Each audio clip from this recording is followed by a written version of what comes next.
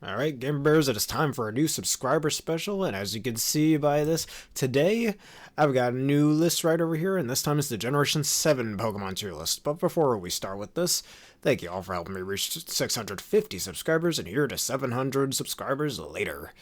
Anyways, as usual, just like with the previous tier list, this one is just a list from ranking from S rank, A rank, B rank, C rank, D rank, E rank, and F rank, based on my own opinion of all the Pokemon in Generation 7, not counting Mega Evolutions, which don't have any in this generation, or regional forms, as I want to save those for future vids.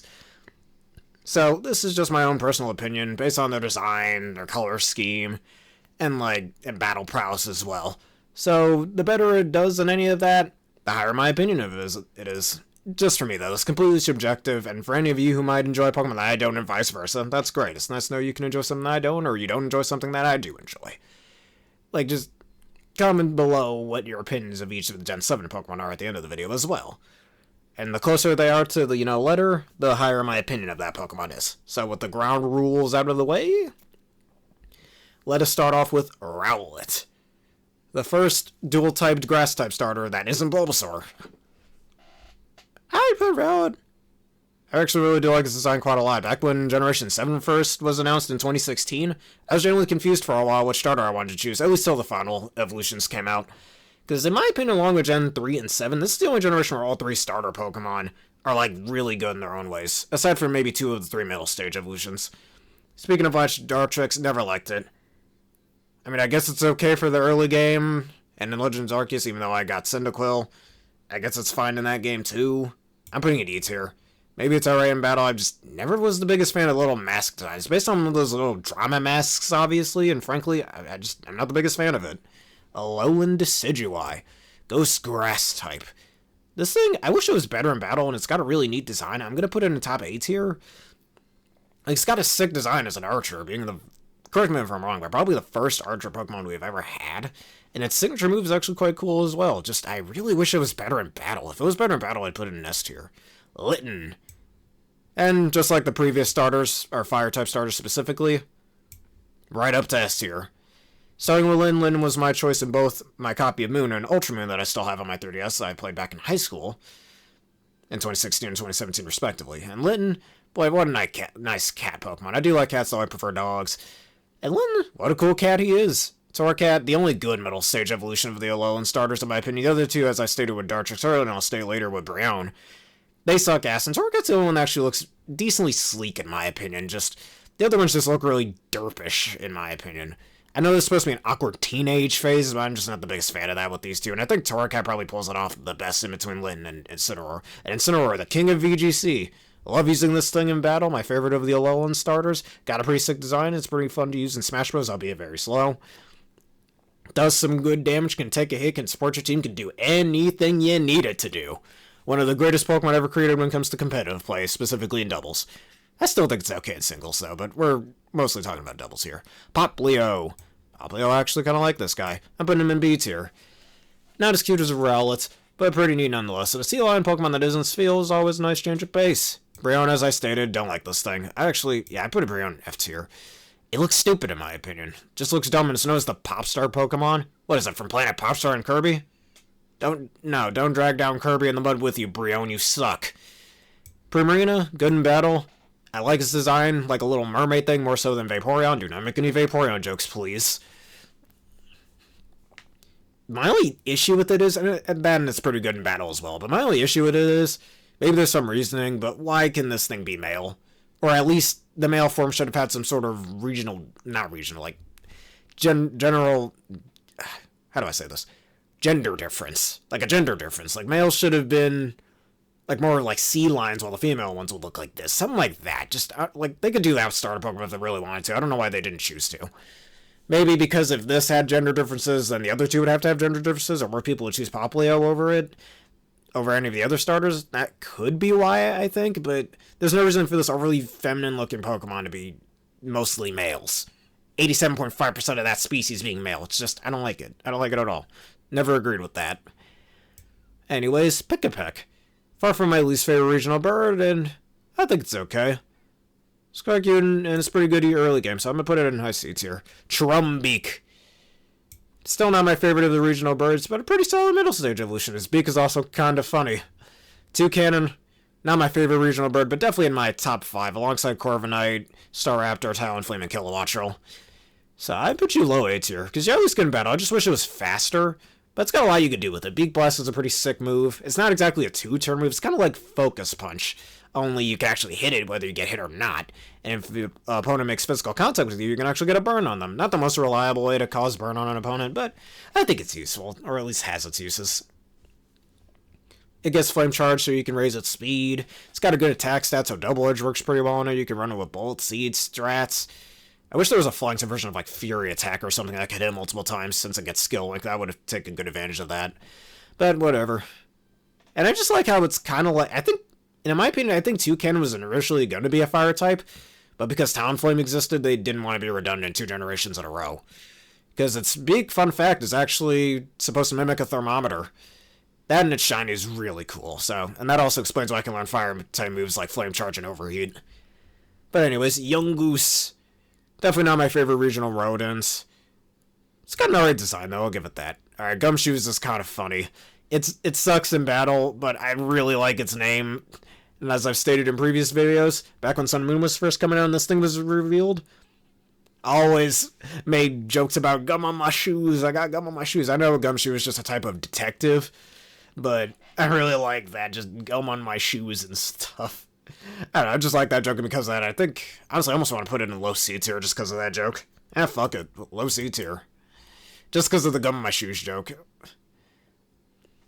So, and it gets a lot of neat abilities. I just wish its stat spread was better. I mean, base 110 attack is nothing to scoff at for an early regional rodent Pokemon, and I think it has the highest attack, not counting huge power Diggersby, of any regional rodent Pokemon, so that's got that going for it. It's got a lot going for it. I just wish the stat spread was a bit better. But, Gumshoes, you're a cool guy. Since you have, gum on your shoes. Okay, I'm done. I'm sorry, everyone. Anyways, Grubbin, he's okay. He's an alright dude. Pretty decent early stage bug Pokemon. Charjabug, a lot of people don't like Charjabug, and I swear when I first showed this to my little sister back in 2016, she said it looks like a bus, and I don't blame her. The damn thing does look like a freaking bus. Like, you know what'd be funny is if in Alola, they had buses literally designed after Charjabug? How do you feel riding inside of a freaking Charjabug? Like, heck, its eyes even look like little windows. I think it's supposed to mimic one of those, like, visor glasses or something, but it looks like bus windows. So I see where she's coming from with that. And, you know what? I'm going to put you low C tier as well. Because I like your ability Battery, and you are, since you're not a fully evolved Pokemon, Eviolite does work on you. You can make it decently tanky and pair it with Battery, which will raise the power of your partner's special attack by 50%, and I think in Generation 9 by only 30%. Don't know why they nerfed it, but whatever. 50% I think would have been just fine. And it's the only Pokemon that gets that ability too. I hope something gets it later in a future game. Vikavolt. Alright, Vikavolt's a cool guy. Still not S tier worthy for me. It's pretty neat in battle. Definitely got better in battle ever since Sword and Shield. It's slow. It's not that tanky. Like, it's got a pretty low HP stat. Its special defense is only base 75. It's got a decent defense stat of 90. But that base 145 special attack stat, just like with Chandelure, can blow some foes away. Plus, the type combo of Electric Bug, as we've seen with Galvantula, is a really cool type combo. So, Vikavolt, you get a high placement. Just makes no sense how its Pokedex entries say it's really fast, yet it has base 43 speed. Why? And you know what? I forgot to mention this, but that's a lot of things I kind of have a problem with Alola's Pokedex, and I'm glad neither Galar or Paldea did. And same with this sweet Pokemon, where so many Pokemon this generation are just so goddamn slow. Like, I'm telling you, like, 90% of this Pokedex, whether you count Ultra Beasts and Legendaries or not, most of the Pokemon in this Pokedex are, like, less than base 90 speed, which is just so weird. Was that supposed to be a balancing thing? Like, tell me what y'all think about that in the comments, because, like, that has to have been, like, a balance thing. Because, let's be real, it doesn't balance out the Pokemon. It just makes them really annoying to use, even in casual play when you're trying to run away from a battle you don't want to do. But wait, you're too slow, and you can't run away because of it. But that's just one thing I want to talk about. That's definitely going to be a theme for later mons in this. Oh yes, and I'm counting Meltan and Melmetal for this, since technically they were introduced in a Gen 7 game, but first playable in a Gen 6 game, Pokemon Go, so I'm going to include them too, but I'm getting slightly sidetracked. Hey, look at that, it's my man Crabrawler. Honestly, pretty neat design, but he evolves into something kind of dumb. Actually, no. Don't forget that I just said that evolution part. Keeping that separate. But, It's got a pretty neat design, and it's found decently early in the game. Too bad in the original Sun and Moon. In Ultra Moon, they fixed it, but in the original Sun and Moon, you can't evolve this guy till like the end of the game. More reasons why I'm glad in Scarlet and Violet they changed its evolution method to just using an Ice Stone. But pretty neat in battle. It's alright in battle at that point in the game. You can obtain it. Crabominable, dumb design. At least its stat spread is alright. Again, another one of those really slow Pokemon, but it hits very hard. In my opinion, look, I don't hate Crabominable that much. I think it's okay. Actually, you know what? Let's rise it to D tier. Its design is pretty fucking stupid, and as the first and still to this day, at the time of making this video, only fighting an Ice type. My problem is, it gets Iron Fist and has a high attack stat, but for some reason, it doesn't get any priority moves. Not even Ice Shard. Why? It doesn't get Ice Shard, it doesn't get Mach Punch. Sucker Punch would help it loads against Psychic types and Ghost types. And, I don't know, even Bullet Punch could work. Why doesn't it get any of those? Again, did the devs think it would be so broken if it had any of those moves? No, it wouldn't. It would actually balance out the Pokemon decently well. And the tap combo that Crabominable has, Ice Fighting, works best with, like, fast Pokemon that can hit hard. Like, imagine if Weavile or Chenpao had a type combo like that. Like, they'd be even more broken than they already are. Well, Chenpao's case, it's broken. So why would they give that type combo, which is really bad defensively? Pretty much any type paired with the Ice type is bad defensively. And Fighting is not the best defensive type either. It has a couple of resistances like Rock, but Ice kind of gets rid of that. But anyways, it's one of the worst, like, one of the best offensive typings in the game, but also one of the worst offensive type combos as well. And it's put on a slow Pokemon that hits hard and has a decent, it's decently bulky. Base 97 HP, base 77 defense, and base 67 special defense. Special defense, not that much, but the HP and defense stat, I could see taking it at least 1 or 2 hits. So it's decently tanky, but that type combo just doesn't help it for tanking hits. It's more an offensive. Even if it didn't even need to be fast, if it just had those priority moves I mentioned earlier, like Mach Punch or Ice Punch, Crabominable would be a much better Pokemon. A much better Pokemon. They just screwed it over, and for what reason? Even in Scarlet and Violet, it still doesn't get any of those moves. Why? Why? For what reason? Also, this should be an ability that powers up like hammer-based moves, and I know a certain Fairy Steel-type hammer Pokemon in Generation 9 would have gotten that ability, and Crabominable should have had it too. Since until Generation 9, it was the only user of Ice Hammer, which is basically just Ice-type Hammer Arm. But otherwise, sorry Crabominable, Game Freak did you dirty. Now, the 4 separate forms of Oricorio, I think the Fire form is easily my favorite one, and the Ghost form is my second favorite one, despite sharing a type combo with a certain Generation 4 Pokemon I hate. But yeah, Oricorio Fire form, I'll put you high, like mid-A tier. Because, I mean, there's other fire flying types that I like a lot more, Charizard, Moltres, etc., Talonflame. And it's alright in battle. At least being immune to burns, even though you're not a physical attacker, is pretty neat. The Psychic form, I want to say, is probably my least favorite, and even then it's okay. I like the little hula dress it's got going on. It's really Hawaiian-themed. Put you mid-C tier. The Electric Oricorio, definitely very cheerful looking, and I like how that comes off in its design and a lot of its animations as well. Low B tier. It's pretty neat in battle, too. And finally, the Sensu form, I don't really remember any of the names besides Pom-Pom, and I believe this is the Sensu form. I could be wrong. The Psychic one, I think, is the Bile form. Please correct me if I'm wrong, but because I don't remember these form names off the top of my head. And I remember a lot of things about Pokemon. This is one of the few things I swear I have trouble remembering. So, the Ghost form, I'll put it in B tier. I like the little fans it's got. It reminds me of a certain Persona 4 character. I'm not going to mention that, even though I've been playing Pokemon long before playing Persona, but yeah. And Ghost Flying, like I mentioned earlier, is a pretty neat type combo. Ribombee, probably the cutest bee Pokemon ever. I want to put you mid-B tier. Yeah, high to mid-B tier. I like this design a lot. It's found early game. Maybe it's not the best in battle, but that's okay. Ribombee, A tier for you. I think I put you at the top of A tier. Decent support mon. I like your design a lot. Fairy Bug, well, it's still the only Fairy Bug type to this day, I'm pretty sure. That isn't the best type combo, but because of things like Shield Dust, you don't have to worry about Fake Out. And it gets Pollen Puff, which I think is the only Pokemon that's used in competitive play that gets Stab Pollen Puff, so you can use it even better both offensively or defensively. And it gets both screens. It's a good Tailwind user that doesn't have to rely on Prankster. All that. I think it works really well first roll. It could be decently offensive, or it could be a support mon. It could be a decent setup mon thanks to Quiver Dance, one of the best boosting moves in the game, and it's got a lot going for it. It's got a pretty neat shiny as well. Rock Roof. Wolf Dog. High B tier. Actually, low A tier. Love this little doggo. You know how much I love them dogs. Ignore the ranking I gave for Fruit in the previous tier list video, but yeah. Love this doggo boy, and I love his multiple evolutions as well. Dusklock and Rock. Despite its lazy design just looking like a really lazy mix between its midday and midnight form, I think I'm gonna... part of me could almost put in low... You know, I'll put a low S tier. Definitely my favorite of the three Lycanroc forms. Was it? I'm questioning myself now at this point. Actually, no, you know what? It's not my favorite. I'd put Midnight Lycanroc in S tier. It's not the best in battle, easily the worst in battle compared to the three Lycanrocs, but I love its design. Just looks like one of those little zombie werewolf things, and it's actually really cool in my opinion. And it gets Nogar too for those never miss Stone Edges, so do keep in mind with that. If you want to use that, Scarf, and depending on which generation, Continental Crush or Terra Rock with it. Works really well.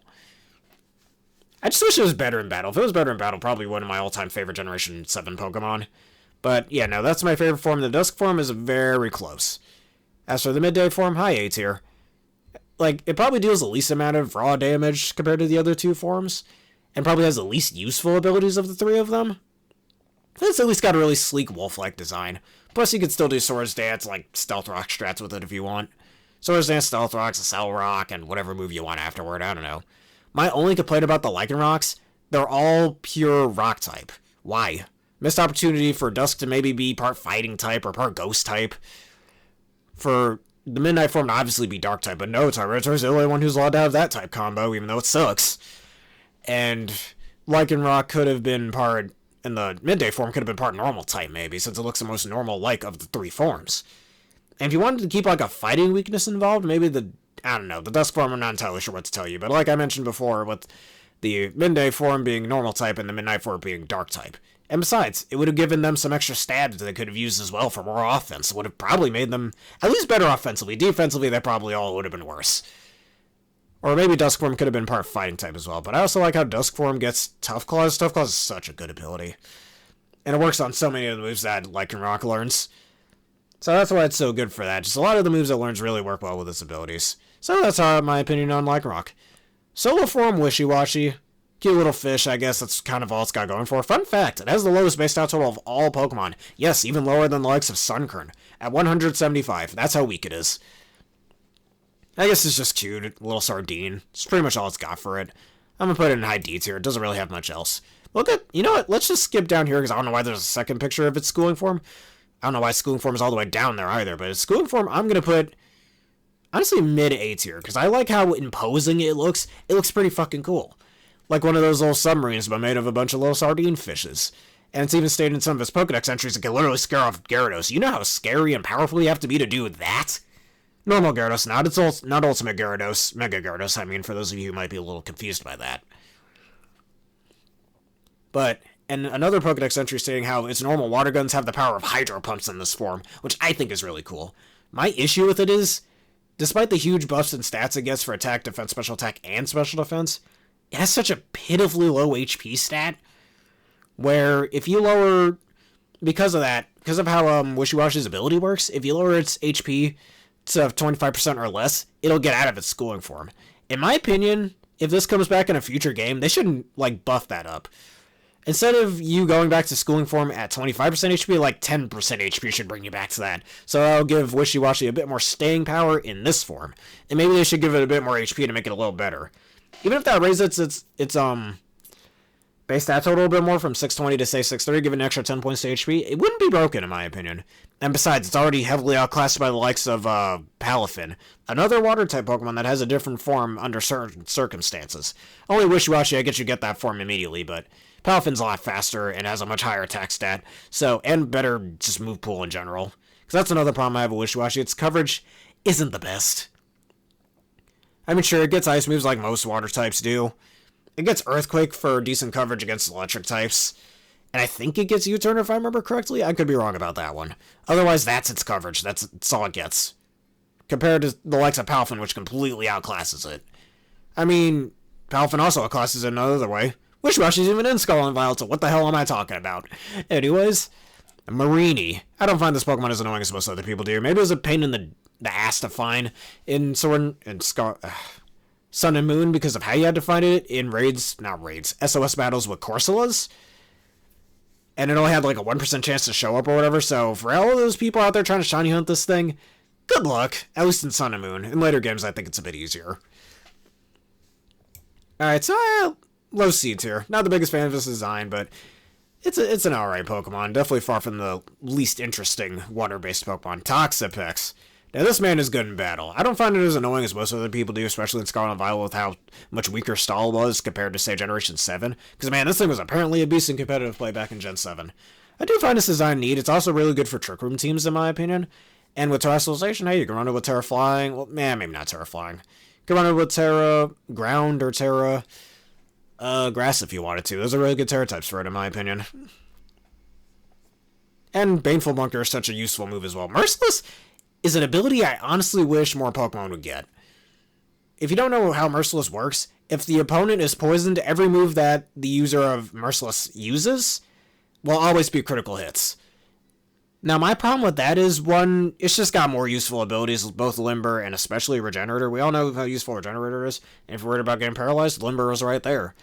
Merciless just, with how low Toxapex's attack stat is of only base 63 and base 52 special attack, Merciless isn't that useful for it. It's really not. This is why I wish that ability would be on a Pokemon like if Drapion gets a Mega Evolution in Legend ZA. It should get it on that instead. Something like that. Like, or just another heavily offensive poison type, like say if we ever get a Mega Toxicroak, for example. That would be good. It would require a bit of setup, yeah, but it would be a pretty neat ability to have on them nonetheless. Wouldn't be that hard to spread it either, especially in doubles. But anyways, Toxapex, I've got a really nice opinion of you. Mudbray.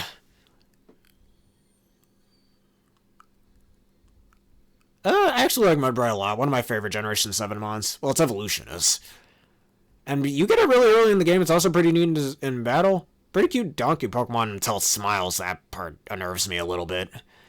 So I'll put it in A tier. Its ability stamina is also extremely busted. Alright, Mudsdale. I'm gonna put you up here with the likes of Incineroar. Honestly, one of my favorite Pokemon this generation and all my Generation 7 runs. I always use it. Alvin the Mudsdale in my Pokemon Sword and Nuzlocke was a freaking beast, taking down so many important threats. If you haven't watched that, I recommend you do. My old Pokemon Sword and Nuzlocke. From almost 2 years ago, from about 2 years ago now, actually, at the time of me making this video. Before Scarlet and Violet came out. But yeah, my one, I guess, small gripe I have with Mudsdale is I wish it was part Fighting type. This should have been the first ground Fighting type, not Great Tusk, but whatever. Because it looks like it can definitely kick some ass. I mean, it already can, whether it's Fighting type or not, but it's like, it's a big beefy horse with some muscle on it. That's what I mean by the fact that it should be part Fighting type. Plus, there's plenty of Fighting type moves like Body Press and Close Combat and Superpower. So it should be part Fighting type, and that, I don't think it would weaken it defensively either. It'd make it so much stronger. I mean, too bad Bug types and Flying types are going to be annoying as hell for it to deal with. But otherwise, it would be really good. Just wish I had that part Fighting type. There's a lot of versatility you can do with it as well. Stamina, I mentioned, was a busted ability. You can pair that with Assault Vest, which will make it even tankier and even harder to kill. Maybe pair that with a Pokemon that can bring back some HP, like something with Life Dew or Heal Pulse. This thing would be borderline unkillable for a while.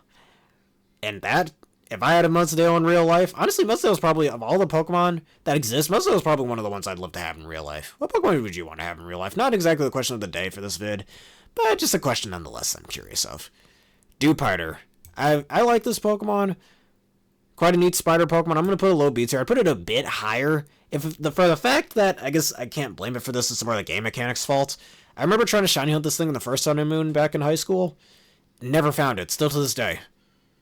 Maybe I should remedy that in the future, in Scarlet and Violet or whatever, in another future Pokemon game, but never was able to get that shiny Dewpider, and that always annoyed me a bit. Araquanid's another Pokemon I fucking love this generation. Not my go-to water type for the Gen 7 games, but this thing is so fucking good, especially in battle. Pretty neat design, let's just start there. Probably my favorite spider Pokemon design-wise. Like, it's based on one of those water spiders where it keeps a water bubble around its abdomen and literally lives in the water. And I like how it keeps it around its head. Like, some Pokedex entries go off on how it literally suffocates its opponents in the water bubble, and other Pokedex entries go on about how it saves certain Pokemon in its water bubble. Which one is it, Araquanid? Make up your mind. But other than that, its ability Water Bubble, I hope more Pokemon get this ability. This ability is so busted. That base 70 attack that Araquanid has don't mean shit when you use Water Bubble and use Water type moves with it. Doubling your Water type hits while having the power of Fire type moves. I mean, it's already a bug type that isn't weak to Fire, so it essentially gains a Fire resist because of that. And it's also immune to burns too, so no way to lower its attack stat, as long as it has its ability. And you can probably pair that with a Clearing Moon, and you have 0 ways to lower this thing's damage output, pretty much at all. I guess outside of using Sunny Day to weaken its water moves, but that's kind of it. So it's essentially 3 abilities in one. Like Water Veil, its own water bubble thing doubling its water type moves, and like Thick Fat just without the ice resist with it. Something like that. That's kind of the analogy I'm trying to put out here. It gets some pretty neat coverage moves as well, like Crunch and Poison Jab. And then Leech Life is good for recovery as well. You could use Lunge to lower your opponent's attack, but I think Leech Life is just better for staying power. If you want, you could even run an Assault Vest on this thing and make it even tankier. Even though it already has an absurdly high special defense stat of base 132. With a base 92 defense stat, which in my opinion the defense stat should be higher. But whatevs. Otherwise, Araquanid is fucking busted even with that horridly low special, not special attack, attack stat, excuse me. And again, it suffers from a problem a lot of the Pokemon this generation has. It's just so slow. I guess it's good for Trick Room, but if you're not running this thing in Trick Room, you're going to have a slightly harder time running it. But otherwise, enough rambling about Araquanid. Next, Fomantis. Cute little Orchid Mantis Pokemon. I think I'd put it in mid-C tier. Lurantis, I don't hate Lurantis as some people do, since a lot of people had a lot of problems with Lurantis during the totem race. The totem battle, I mean. Look, I've always chosen Litten, so I never really had too much trouble with this guy, so I don't really have a reason to hate it. And other than that, it's not the best in battle. Far from the best Control user. It's severely outclassed by Superior in a lot of ways because of it. I think it used to get superpower, but it no longer does. His design's okay, aside from the weird clown pants it's wearing. So, honestly, let's just put it low C tier. I don't have much of an opinion on it. It's kind of mid, I'd say. I just wish it was better in battle. I get why it's not part bug type, and maybe it's for the better. That would have been bad for it defensively. But I just wish there was more going on for Lurantis. Maybe if it gets another evolution in the future. Again, if Bisharp can get an evolution, or Duraludon can get an evolution, 2 Pokemon, in my opinion, that didn't need evolutions, Lurantis can get one. Morlul. Probably one of the most forgettable Pokemon this generation. I mean, definitely far from the worst mushroom Pokemon, I'd say. I don't have much of an opinion on it. I think I just put it low E tier, maybe? Low E tier. I don't have much of an opinion on it. Shiinotic. I mean, it's, again, one of the few Pokemon that get Spore. And I've always said every odd number generation introduces some sort of new mushroom Pokemon, and for this generation, honestly, of all the mushroom Pokemon we've ever gotten from Gen 1 to Gen 9, this one's probably the most forgettable one. I mean, it gets a weird signature move known as Spotlight, which I guess allows your opponent or whoever is used to get targeted by everybody on the field, which is just stupid. Just use Rage Powder, which I don't even think Shiinotic gets, which makes it outclassed by things like Amoonguss or Volcarona. And just other spore users like, again, Amoonguss and like Breloom. Or even, dare I say, Parasect. You know you're bad when you're getting outclassed by things like Parasect. So low D tier for you. I guess one good thing is it's basically the Pokemon version of a Mario Toad, I guess. Salandit, neat design, and the fact that it can only evolve as female, so if you're trying to evolve this thing from a Salazzle, or you're trying to evolve a Salandit into a Salazzle, you're going to have a bad time because it's so hard to find a female one of this. Especially, and rip to you shiny hunters out there who try to shiny hunt this thing. I genuinely feel bad for you. I'm somewhat of a shiny hunter myself, and I'd never shiny hunt Salandit, along with like Combee and whatnot. I can't do it, man. It would just take too long. Oh man, a shiny Salandit. Oh wait, it's a male. Well, you're garbage. But otherwise, it's got a neat design, and I like its type combo the first, and I think still only poison fire type to this day, right? Yeah. I'm gonna put you high seeds here. Yeah, like high seeds here. I just wish you had more of a chance to be female so you could actually evolve. And I know there's a reason why it doesn't have a male evolution, but it would have been cool if it had one anyways, or maybe in another region it does. Anyways, Salazzle. I actually like this thing in battle. Pretty neat design, even though it's got that sexy looking look to it somewhat. Not the biggest fan of that part, I guess. But it's at least pretty good in battle. It gets some pretty neat coverage moves like Dragon Pulse, and Terra Grass works really well for it in Scarlet and Violet, so use that to your advantage. Just again, evolving this thing is definitely what keeps it lower, is evolving this thing is such a big pain in the ass. Plus, my go-to fire type is always Litten, so don't really have... Like, if I want type diversity, don't really have room in my party for Salazzle, so that's where you're going, Salazzle. Stuffle. It's a cute little Pokemon. I think I'd put it down in low B tier. At least you get it pretty early in the game as well. Beware. I wish Beware was a little better in battle. Normal fighting is not a bad type combo, unless you're against the ghost type. Now that way you can't do shit to it. But Fluffy's a neat ability, though. It does give it a fire weakness. I think it only takes 25% more damage from fire moves, not exactly 50% more. So it's not entirely a fire weakness, but it does make you more susceptible to fire type moves.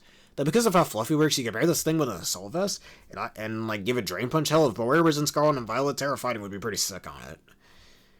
It'd get a lot of recovery back. I could see that being a thing, but sadly it's not in Scarlet and Violet. It was in Sword and Shield, though. You could probably do something like that in Sword and Shield. For those of you out there who might still be playing that game. For me, though, I haven't touched it since Scarlet and Violet came out, aside from that one video I did last year, but yeah. So, Beware, I'd put you... let's put you mid-A tier. Because I like your design, you're alright in battle. The one thing I always liked doing with Beware, back in Generation 7, and still in Sword and Shield, it can learn Dragon Claw for some reason, so I always like running Dragonium and Zeo on it, just as a way to surprise my opponents. This is just there for a surprise factor, honestly. Otherwise, Beware, I do wish you were just a bit better. I do like how it also gives hugs, but those hugs can literally kill you, so as much as I like hugs in real life, I'll admit that. I wouldn't want to be hugged by that thing. Do you want to get hugged by Beware? Actually, just kidding, don't answer that. Bound Sweet. When this thing was first released, I always said it looked kind of like Cherubi, but even better. And I stand by that, so I put you in mid-B tier. This thing is fucking adorable, I love this thing. Actually, just because of how damn cute it is, I think I'd put it in low S tier just because of how damn cute it is. I love this thing. And it's easy to evolve too. It just needs to learn Stomp and learns that as early as level 29. So, yeah. Alright, Zarina. It's got that diva woman energy to it, obviously. It's also, Queenly Majesty really busted ability for blocking priority moves. I used it back in Regulation G on my Kyogre team, and boy was it useful, especially against annoying shit like Rage and Bolt. This thing was so useful. Drop Kick is actually a really neat move as well. That if you want power, just go power or whip. Pun intended. But Drop Kick is really good for lowering your opponent's attack stat in case you want to deal with their damage output. Again, but Zarina suffers from another problem that most Pokemon this generation have. Is that it's just too slow. Base 72 speed is much faster than some of the Pokemon in this generation. But it's too slow to really utilize Drop Kick, in my opinion, without like Tailwind support or Trick Room support in some way. Like if I had those, getting Drop Kick off would certainly be much easier. But otherwise, yeah, I do wish Zarina was low. Just a little bit fast. Like, if it was faster, it would be better. But Zarina also has really good bulk, being base 98 HP and I think 90 in both defenses, which means even though it's a grass type, one of the worst defensive typings in the game, with its many weaknesses. Well, I shouldn't say it's one of the worst. It does resist some pretty useful types like water and ground. So, it's far from the worst defensive typing, but it does have a lot of weaknesses tied with the rock type. It's the most weaknesses, is what I'm meaning. Even with that, you could probably even give it a weakness policy if you're feeling frisky enough. It's like a good hit as well, but my favorite set is likely just either Citrus Berry for longevity, or Choice Scarf to really outspeed things and mitigate that middling speed stat. But otherwise, yeah, Zarina's really, really good for what it is, and I hope we get a regional variant of it in the future. Comfey. I like its ability Triage. It's a pretty fun ability, and this thing's also cute as fuck. It's one of the few Pokemon this generation that doesn't suffer from the really slow thing. It's got at least base 90 speed, if I remember correctly. And I like how it's based on one of those Hawaiian lays. That's really cool. And Full Healing's such a busted move as well when paired with Triage. And a lot of the moves it gets are recovery moves like Giga Drain and Drain and Kiss. I've always stated that I've always wanted a Pokemon based on a leech that would learn a bunch of recovery moves. And maybe it should get Triage's that ability as well as a move that powers up HP sucking moves like Drain and Kiss by 50%. That's like always a little Pokemon idea I've always had. And Comfey, because of the amount of healing moves it has, is somewhat close to that vision. Somewhat. But along with a Centaur and a Minotaur, definitely one of my most wanted Pokemon in a Pokemon game. But I'm getting slightly sidetracked here.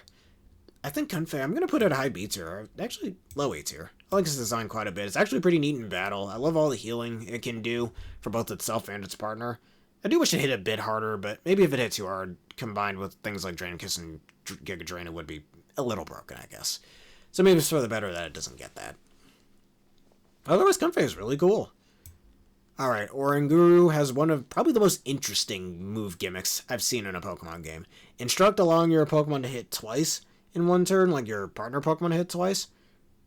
Which pair that with, like, Torkoal in Trick Room and Eruption with the Torkoal at full HP. So in case it just happened to survive one Eruption, which is already pretty unlikely, he could just do that again and just hit you with another one. In other words, what are you going to do about the second Eruption? Name that reference. But, because of that, I think it's really neat as well. I wish it learned Helping Hand for more support, which sadly it doesn't. But it's good for, it can get Taunt, Trick Room, other ways to disrupt its opponents. And because of that, I put it, I think mid-B tier is pretty good. Then it can actually function as a decent offensive Pokemon as well. And Symbiosis, if you want to use that ability, works with it too. Alright, Passimian. I used to call it Passimane back in 2016, which obviously that's not how it's supposed to be pronounced. Like Simian, the type of monkey. So, I think I put this one in mid-B tier as well. It's clearly supposed to be a sort of football player of some sort. That definitely comes off pretty well in this design. Receiver's a pretty neat ability, but it's kind of sad that nobody uses this thing. I think it would have been better if it was part normal type, but I think the reason why it's not, unlike Oranguru, is because that would just clash too much with Beware. I mean, it's not the first time they would introduce two Pokemon of the same type combo in the same generation. I mean, look at Starmie and Slowbro in Generation 1. Or in later games, look at Ceruledge and Skeledirge in Generation 9. So they could have made a part normal type. It would have been better offensively too if they did, but whatever. Anyways, Passimian, you're alright. A Wimpod, he's a fucking wimp. I'm going to put this thing in D tier just because trying to catch this thing is really annoying, but its design is alright based on a Trilobite. Alright, Golisopod, another one of the best Pokemon this generation. Too bad its ability kind of sucks ass, being emergency exit, so trying to set this thing up with like Swords Dance is really hard. But in my opinion, Golisopod's decent defensively, and you could actually use emergency exit to its advantage. With like pivoting strats such as Intimidate or trying to get certain terrains up in Generation 8. Or pair that with the Tapleys to get those terrains up. In Gen 7 and Gen 8. So, as people say that emergency exit sucks, it's got some uses when you're trying to do pivoting strats like Intimidate or the terrain setups. So there's a use for it there. Otherwise, it's kind of hard to get this thing set up. And I think that's kind of the point of it, because of its signature move, First Impression, which later could be learned by Farfetch'd, and I think Galarian Farfetch'd, and then by extension Surfetch'd as well. And I know Haxorus gets First Impression as well. In Scarlet and Violet, I don't think it had in Sword and Shield. I could be wrong about that. But I don't think it had that move in Sword and Shield. But yeah, and you can pair that with Sucker Punch and Aqua Jet. Too bad this thing, if you try to run it that way, too bad this thing gets completely shut down by Armor Tail, which, again, Golisopod doesn't exist in Scarlet and Violet, so Armor Tail's not a worry. So more accurately, Zarina's Queenly Majesty or just Psychic Terrain. So that's kind of another downside to Golisopod. Otherwise, really cool design based on Isolopod and a Samurai, which is really fucking cool. I like its stat spread a lot. Again, another really slow Pokemon this generation.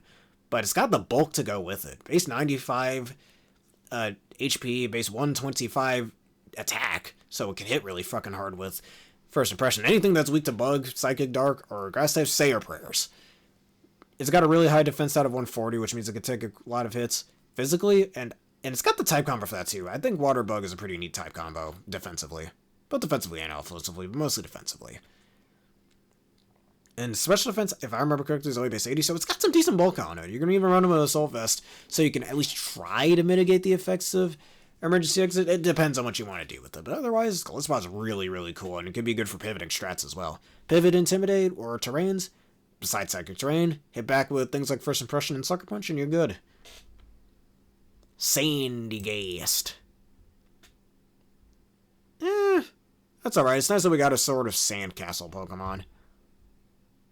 I think I put it in high C tier. And I like its typing of Ghost Ground, even though Golurk had that type combo beforehand. But it's okay. And then later on, Rune Rygus would have that typing as well. Palo Sand is a nice little pun on Pile of Sand. And a pretty cool sandcastle Pokemon, Sentient Sandcastle. Which it was only a matter of time before we got something like that in a Pokemon game as well. And Shore Up, probably a really neat move.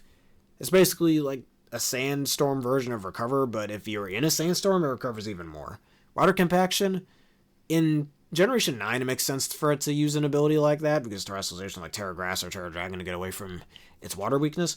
But a water-weak Pokemon having that ability is really not the best. Especially since the damn thing can't even learn Body Press anyways, so you can't really take advantage of it.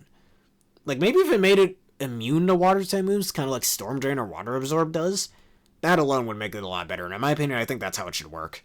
It's probably based on how, like, when water and sand interact and the sand gets really wet and whatnot. And also, I hear this is the only Pokemon that could defeat Darth Vader, if you know what I mean, because, you know, he doesn't like sand, it's rough course, and it gets everywhere, whatever. But otherwise, Palisand, I think is a pretty neat Pokemon. I'm going to put it in mid-A tier. And I like it in battle, too. Especially when it's like Terra Fire or something. Get rid of its grass weaknesses. Alright, Pyukumuku, I'm just putting an F tier. This thing's just a freaking gimmick. Its design, nothing much to write home about. It literally learns 0 offensive moves. It's basically the Wobbuffet of this generation, where it doesn't learn anything offensive, and it's purely there just to spread out status. Pure water type, it's this really tanky water type with only base 55 HP, but base 130 in both defenses, and how its ability works enters out. I initially thought it was just a variant of Aftermath, which in a way it is, but whichever amount of damage the opponent deals to Pyukumuku, as with the amount of health that had remaining before it fainted, that's the amount of damage it'll do to the opponent. So let's say it's at 100 HP left, the opponent does exactly 100 damage to it. It'll deal 100 damage to the opponent once it faints, which can be kind of annoying, but at the same time, it's really easy to micromanage as well. Just don't hit it too hard for a first hit or so and you're good. It's got only status moves, like unless it predicts correctly with things like Counter or Mirror Code, you got nothing to worry about. It's such a dumb gimmick, plus its signature move Purify is just stupid. It literally heals Pokemon's status effects. For opponents, why the hell would you want to heal their status effect? Like, unless you're up against Ursa Ring with Burn or something, since, you know, this is before Ursa Luna existed. Like, unless you're against that, I don't see why you'd want to heal your opponent's status effect. Maybe it was supposed to be used in doubles, but I think more important and just better Pokemon could have used Purify instead, in my opinion. There's no reason for this gimmick of a frickin' Pokemon to have that, so Pyukumuki are probably my least favorite Pokemon this gen. Type Null. Type Null's cool.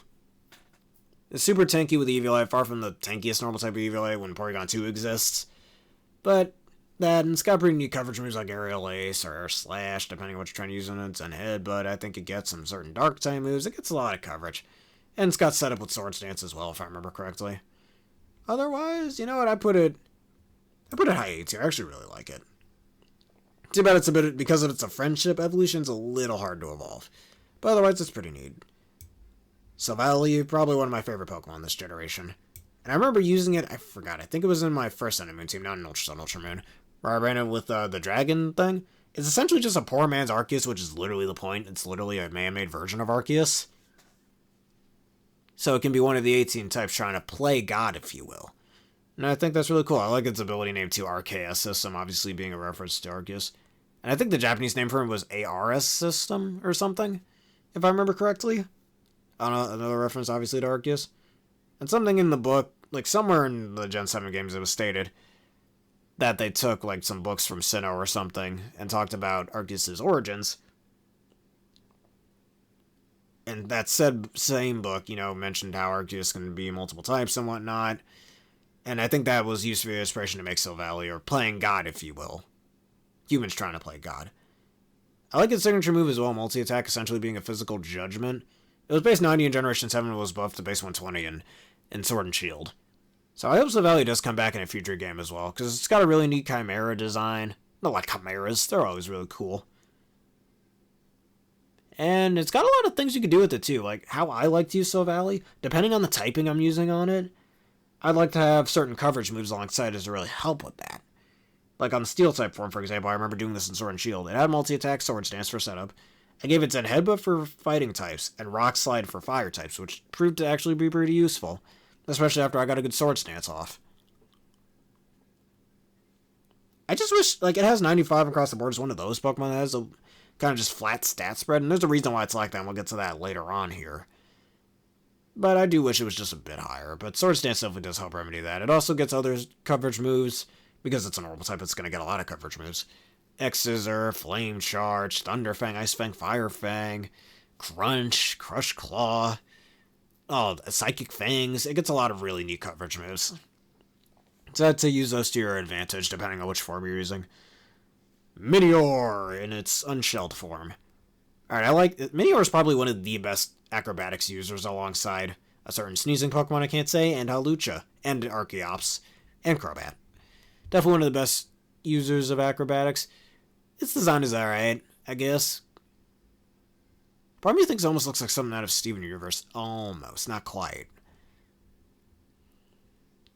Now I'll put its unshelled form in B tier, because it's actually really neat in battle, getting faster, especially paired with Shell Smash, White Herb, and like I mentioned before, acrobatics, and like Stone Edge for rock type coverage, or rock type usage, and Explosion if you just want to blow up right there, and like Earthquake for coverage. Its shelled form, you can't really... The problem with its shelled form is, and it's also one of the few Pokemon this generation who isn't slow as molasses, thankfully. But yeah. Its shelled form, you can't really see which color it is until its shell is removed, and that's the problem. It definitely has to be a bit hard for us shiny hunters, but in my opinion, it's a pretty neat Meteorite Pokemon as well. Probably the closest we've gotten to a Meteorite Pokemon, too. Komala, I'm disappointed by the fact this thing doesn't get Last Resort in Scarlet and Violet for some reason. It makes no sense. I'm just putting that there for a second. I do like it's a cute koala Pokemon. I wish it could do more in battle, though. Because of its ability, it can't be affected by status conditions since it's treated as if it's always asleep. So moves like Sleep Talk will always work first turn, which is pretty damn useful. And why I mentioned that it's disappointing it didn't get Last Resort because the strategy for Sleep Talk, Last Resort, like Choice Band and then Terra Normal, I can't do in Scarlet Violet because I can't get Last Resort for some reason.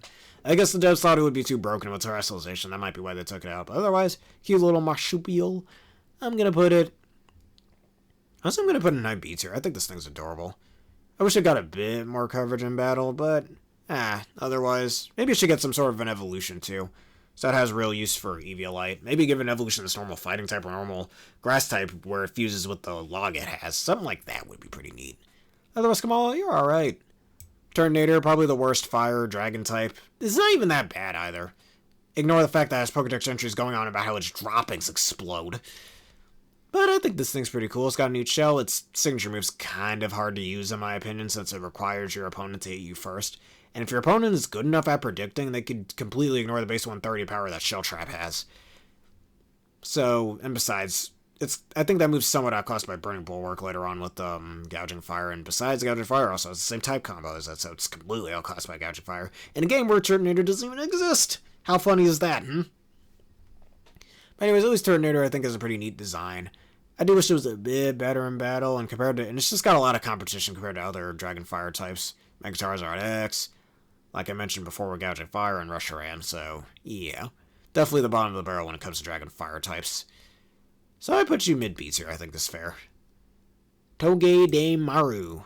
Probably one of the best Pika clones, actually, having the best type combo of all the Pika clones.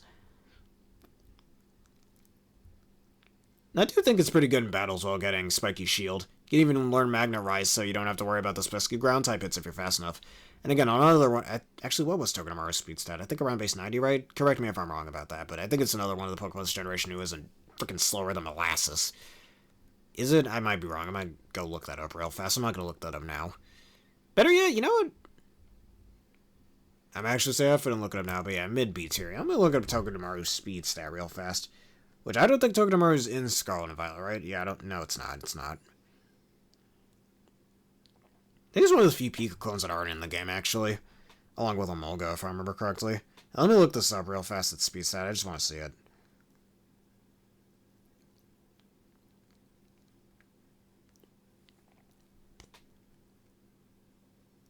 Togedemaru's base 96 speed. Alright. So yeah, I was right. It's one of the few Pokemon this generation who doesn't have the speed of molasses, thankfully. Mimikyu, okay, Mimikyu, super cool. This thing's going in S tier. I love that it tries to imitate being Pikachu and whatnot. I think that's quite adorable, but at the same time a little creepy as well, because that also has a bit of a hatred for Pikachus. Ghost Fairy type, I think, is still the only Ghost Fairy type Pokemon we've ever had, actually, right? Yeah. And that's a really good type combo, giving it a myriad of immunities. Dragon, Fighting, and Normal, which makes it good in battle. Disguise is probably one of the most busted abilities ever created. So it basically gives you... Like how I used to use it back in Generation 7, before it got nerfed in Generation 8, where you could pair it with a Focus Sash, use Swords Dance twice, maybe pair it with like a Tailwind Setter at the end of that turn, you'll be borderline unstoppable. Getting off a bunch of like +3 Shadow Sneaks with stab, max attack if you wanted, or Shadow Claws with their heightened chance to crit, and then Play Rough just being a really solid move all around. Just hitting your opponent really, really effing hard with all those attack boosts. You know what else I used to like to do? I'd run Terra Normal on it. Not Terra Normal. Normalium Z with Splash. And if you know what that did back in Generation 7, after using Normalium Z with Splash, you could get +3 in attack just right there in one turn. It was so busted, and it was one of the Pokemon alongside Gyarados and Solgaleo that could use that strat. And it was so cool and so fun. Besides that, Mimikyu also gets some really neat coverage, like Woodhammer or Leech Life, which are all good for it. Hell, Leech Life is good if you want to not exactly reactive. Well, you can't reactivate the whatchamacallit once it's destroyed, but if you pair that up, you can't reactivate Disguise once it's destroyed. But if you pair that up with Focus Sash, it gets some really neat usage. Is that all I have to say about Mimikyu? I think so. Yeah, Mimikyu's just really cool. Some people consider it a Pika clone, but it's really not. It's not electric type. It's just trying to imitate Pikachu. That doesn't make it an actual Pika clone. Having, like, similar physiology to Pikachu. It doesn't, so, no. And all about its Poké entries going on about how, oh, if you see its real form, you die. So, yeah. In other words, Mimikyu's cool. Oh yeah, I forgot. It's basically one of the best Trick Room setters as well. It's so broken for Trick Room. Because of Disguise, especially in the current Regulation H format at the time of me making this video, like, stopping this thing from getting, especially if you pair it with a Mental Herb so you don't have to worry about Taunt or Encore, things that might stop you from using Trick Room, it's borderline impossible to stop this thing from using Trick Room. Since there's no Rapid Strike Urshifu or Iron Crown in the format right now, don't gotta worry about those, don't even have to use a Matera against it. So it's pretty much impossible to break this thing's... Like, I'd say the only way I can think of to break this thing's... to, like, stop it from getting Trick Room up is if you, like, double down on it. You know what makes that even harder? Get a Pokemon that has Fake Out. Like Incineroar or Hariyama or something. Something with Fake Out so you can Fake Out the other opponent, so it makes it even harder for them to stop you from getting Fake Out up. Plus, Incineroar also just... And the two Pokemon, not just Incineroar, Hariyama as well, are just two Pokemon that work well in Trick Room anyways. Thanks to their slow speed yet tanky nature. So yeah, it's borderline impossible to stop Mimikyu from getting Trick Room up in most cases. And that's another thing that makes it so damn busted. Pretty much my go-to Trick Room user anytime I decide to make a Trick Room team. Anyways, Drampa. Y'all know the never-ending story, right? Falcor the Luck Dragon? I have a feeling Drampa's partially based on Falcor the Luck Dragon. Look, it's not the best in battle, being a normal dragon type. But honestly, just because this thing's based on Falcor the Luck Dragon, you should all look that up if you don't know who that is. I think this thing is so cool. This thing hits so damn hard in the special side too. Despite it being a dragon flying type, or normal type, excuse me, it's not the best type combo, but because of its absurdly high special attack as well as its ability Berserk, I think Drampa's just so cool because of it.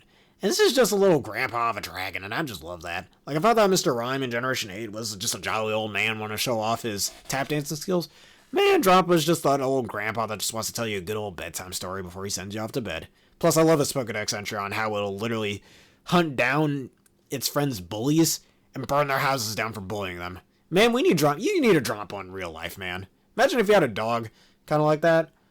Actually, some dogs are already like that. Never mind, I was just saying. Man, like, get yourself a Drampa in real life, if only they existed.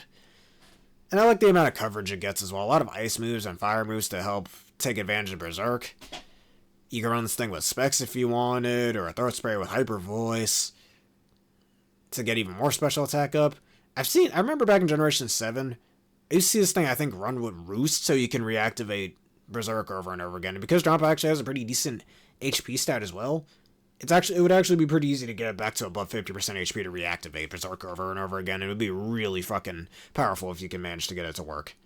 So yeah, Drampa, really neat. I'd use it on a playthrough team. Not over some other options, but I would use it on a playthrough team. This thing is just such a grandfather of a dragon, and I just think that's absolutely wholesome. So Falcor the Luck Dragon Drampa over here, I'll give you a nice little head pad in the S tier.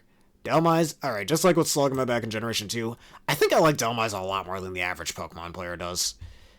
I know it's kind of outclassed design-wise by Decidueye, but in my opinion, it's actually better than Decidueye in battle. Let me explain. It may not have setup like Decidueye, I'm remembering it wrong, but I like its ability Steel Worker, and the fact that it essentially gives it a Steel-type stab along with its Grass and Ghost stab that it already has. It's also tankier than Decidueye, having better defense and HP stat. Though its special defense stat, I think, definitely lower than Decidueye. It's also a lot slower. And I kind of like that it's a haunted, mossy, like, seaweed-covered anchor with one of those little ship wheels behind it. It's definitely kind of fits the Alolan theme, like the little Hawaiian, like, sea theme they're trying to go with on this Pokemon. And how it's found in, like, watery areas, despite not being a water type. One of the few non-water type Pokemon that can be found in the sea, weirdly enough. And I think that's really cool about it. It's just kind of uncanny looking. It's supposed to be. It's a ghost type. So I'd put it high A tier because I do like it in battle. And one thing I used to always do with it in Generation 7 was give it Ground DMZ with Earthquake. So because of Steelworker and it's already 2 other stabs, after using Ground DMZ, Tectonic Rage becoming base 180 power for base 100 power, it essentially, like, Z-moves of types that aren't of the user's type, again, like Ground in this case, I like to call false stab, or like a pseudo stab or whatever, pseudo 1-turn stab, where it's basically stronger than a stab move, but only for 1 turn. So, Tectonic Rage I think was probably one of the best Z-moves to use on Dhelmise in my opinion, especially to deal with pesky fire types that might tank your grass or steel type hits, as well as deal super effective damage to you. And I think this would have been really neat to use on like rain teams as well, since grass types are definitely one of the best mons to use for that, to take incoming like water type hits, something like that. And because of the rain, your opposing fire type moves are weakened, making you have an easier time against them. So in my opinion, Dhelmise actually gets a really high placement. I might be the number 1 best Dhelmise lover alongside Slugmuff, like I mentioned earlier. But anyways, Jangmo-O. The pseudo-legendary Pokemon of this generation, I don't want to put in D tier. Jangmo-O is adorable, and it's found late in the game, but it evolves relatively early, actually. And at that point in the game, you get it around like level 40 to level 45, so that late in Sun and Moon, even in Sword and Shield when you get it in that game, you can evolve it pretty much right away. So you'll have your Como in seconds if that's what you're looking to get.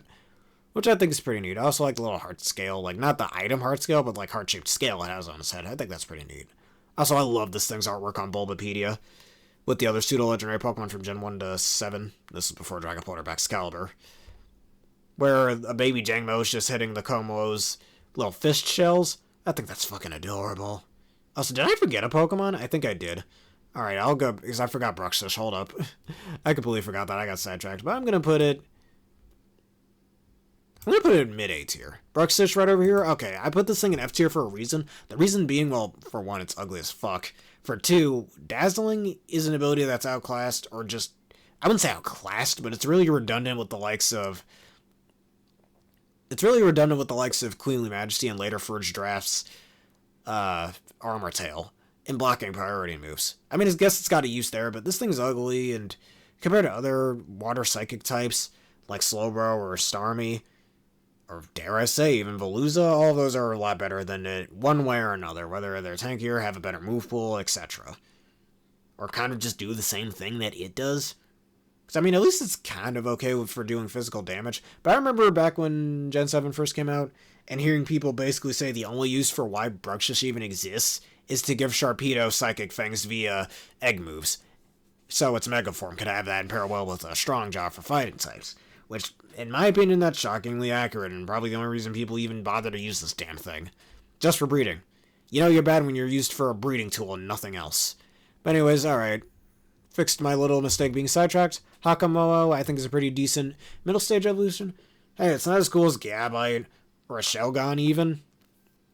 But I think it's really neat. And it does get the part fighting typing, which at the time was the only dragon fighting type. Alongside its evolution for up until Generation 9. And it's also pretty neat in battle, too. But anyways, and Hakamo's a nice little mix between Jangmo and Como, in my opinion. Now, Como, a lot of people alongside Goodra kind of shit on it for being one of the worst of the legendaries because of its quad weakness to Fairy, but it's got a lot of ways to remedy that. For starters, it learns plenty of steel-type moves like Iron Head or Flash Cannon to deal with that, and Poison Jab if you want poison coverage instead of steel coverage. And then the Age of Terrestrialization, if you're that worried of a Fairy type move, Terra Fire, Terra Steel, or Terra Poison all work wonders. Well, Terra Steel or Terra Fire, so you're not still weak to Psychic type moves, but yeah. I think all those work really well, and even without Terrestrialization, you still got some ways to deal with those pesky Fairy types, like I mentioned, Iron Head or Flash Cannon. Gets a lot of neat coverage moves too, like Thunder Punch or Flamethrower. And Klanger's Soul, along with the Z moves Clingler Soul Blaze in Ultra Ultra Moon specifically. That move didn't exist in Sun and Moon. Also made it a pretty decent threat as well. So you know what? I'm going to put Como, the sound-based dragon Pokemon. It's not its Pokedex entry. Do not quote me there. In the middle of S tier, because I do remember using this in my first Sun and Moon team. And honestly, it was really good. Sure, it's probably, I'd argue it probably has the most balanced stats of all the pseudo-legendaries, since its stat spread ranges between 75 and 125. When any of the other pseudo-legendary stat spread is kind of much larger than that. Like Tyranitar's is between 134 and 61, for example. Or Dragonite's is between 134 again to 80 with its stat spread. Like, if you were to kind of if you were to add up all 6 of the stats and then divide them by 6, I'd argue Como probably has the most balanced stats of all the pseudo-legendaries because of that. Which definitely makes it lean more into its defensive role compared to other pseudo-legendaries, like physically defensive, where Goodra was especially defensive, something like that. And again, thanks to Body Press in my Infernape videos. Remember using Body Press Como all the time, and man, was that a lot of good use for it, especially after so many Iron Defense boosts. And I like the abilities it gets. It gets 3 very, very good abilities. Soundproof for things like Hypnosis, or Snarl, or Boom Burst, or Hyper Voice. You don't gotta deal with any of that garbage. If you want to run Overcode, which is good for not taking Sandstorm damage from, Sandstorm, so you could run this on a Sand team if you wanted. It was buffed, I think, in Gen 7 or 8 to block Spore and Rage Powder. Suck it, Amoongus. And I think that's all Overcode does, if I remember correctly. I think it protects from other powder moves like Poison Powder or Sleep Powder as well. So it's got a lot of usage. And finally, even though Overcode I prefer, Bulletproof makes it immune to certain moves like Seed Bomb, or Aura Sphere, or Shadow Ball, or Sludge Bomb. Any ball or bomb-based moves, in other words, it makes it immune to, which honestly makes it very good and very tanky as well. Again, pairing it with its actually decent defense stats too, it's kind of below average HP stat, but otherwise, Como is tanky, it can do some good damage. My favorite set was to use it with Clinger Soul, which is a sound-based move, which pairs well with Throat Spray, so you get +1 in your stats, as well as another +1 in your special attack, so you're at +2 special attack. And I even remember making my team, my Como team, where I have a Golduck using Simple Beam, so it doubles those stat spreads. So it gets 2 Omni Boosts plus another +2 in special attack, which made it super hard to kill, and pair that with Terra Steel to make it even harder to kill thanks to more resistances and patching up most of its weaknesses to Ice and Fairy, made it just so damn good. Otherwise, Como, you get my seal of approval. If other people don't like you, well, I do. Alright, Tapu Koko, easily my favorite of the Tapus. I'm going to put him up here. I remember using this thing in the not the Super Battle. Actually, no. I remember that shiny Tapu Koko that came out in Ultra Sun, Ultra Moon when that game maybe not when it first came out, but around the time of it first coming out. And I remember using a special set with it in the Super Single Battle Tree alongside Mega Salamence. And, what was it called? And, Aegislash.